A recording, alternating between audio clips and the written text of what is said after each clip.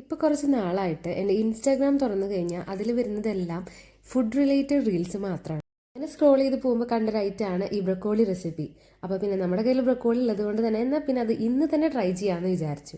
അപ്പോൾ അത് ബ്രക്കോളി ഞാനിവിടെ ആദ്യം തന്നെ ചെറുതായി കട്ട് ചെയ്തെടുക്കുന്നുണ്ട്. അത് കഴിഞ്ഞിട്ട് അത് നന്നായി കഴുകി ഒന്ന് വെള്ളം വാരാനായിട്ട് വെക്കുന്നുണ്ട്. അങ്ങനെ അതൊന്ന് വെള്ളം വാർന്ന് വെച്ചതിന് ശേഷം നമ്മളൊരു പാനിലേക്ക് കുറച്ച് വെള്ളവും ഉപ്പും കൂടെ ആഡ് ചെയ്തിട്ട് അതൊന്ന് തിളപ്പിച്ചെടുക്കണം. നന്നായി തിളച്ച് വന്നതിന് ശേഷമാണ് ബാക്കി പരിപാടി. നാട്ടിലുള്ള സമയത്തൊന്നും ഇതങ്ങനെ ഞാൻ കഴിച്ചിട്ടൊന്നുമില്ല കേട്ടോ. പക്ഷെ ഇവിടെ വന്നതിന് ശേഷം ഇതൊരു പ്രോട്ടീൻ റിച്ച് ഫുഡ് ആയതുകൊണ്ട് തന്നെ ഹെൽത്തിന് നല്ലതാണെന്ന് അറിഞ്ഞിട്ടാണ് ഞാനിത് കഴിച്ചു തുടങ്ങിയത്. ഇപ്പം ഞാനിത് വീക്ക്ലി ട്വൈസ് എന്ന പോലെ എന്തെങ്കിലും ഒരു ഐറ്റം ആക്കിയിട്ട് ഞാൻ കഴിക്കാറുണ്ട് കേട്ടോ. അങ്ങനെ കുക്കായി വന്ന ബ്രക്കോളി ഞാൻ ഒരു ഫോർക്ക് ഉപയോഗിച്ച് ഇതുപോലെ ചെറുതാക്കി എടുത്തു.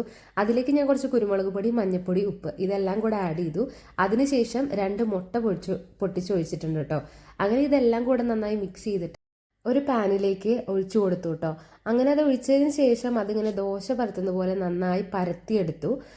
അതിനുശേഷം അതിന് മുകളിലേക്ക് ഞാൻ കുറച്ചും കൂടെ കുരുമുളക് പൊടിയും ഉപ്പും ആഡ് ചെയ്തു കേട്ടോ. എനിക്ക് സ്പൈസി ഭയങ്കര ഇഷ്ടമാണ്. അപ്പോൾ അതുകൊണ്ട് തന്നെ ഞാൻ കുറച്ചും കൂടെ സ്പൈസി ആയിട്ടിരിക്കാൻ വേണ്ടിയിട്ടാണ് കേട്ടോ കുരുമുളക് പൊടി ആഡ് ചെയ്തത്. അങ്ങനെ അത് അടച്ചു വെച്ചൊന്ന് വേവിച്ചു. കുറച്ച് കഴിഞ്ഞിട്ട് ഞാനൊന്ന് മറച്ചിട്ട സമയത്ത് എനിക്ക് പറ്റിയൊരു അബദ്ധമായിരുന്നു. അത് ഒരുമിച്ച് മറക്കാൻ പറ്റിയില്ല. അപ്പം ഞാൻ 4 ഭാഗം ചെറുതായിട്ടൊന്ന് കട്ട് ചെയ്തിട്ടാണ് മറച്ചെടുത്തത്. അപ്പോൾ സംഭവം അടിപൊളിയായിരുന്നു. നിങ്ങളും ട്രൈ ചെയ്യുന്നു.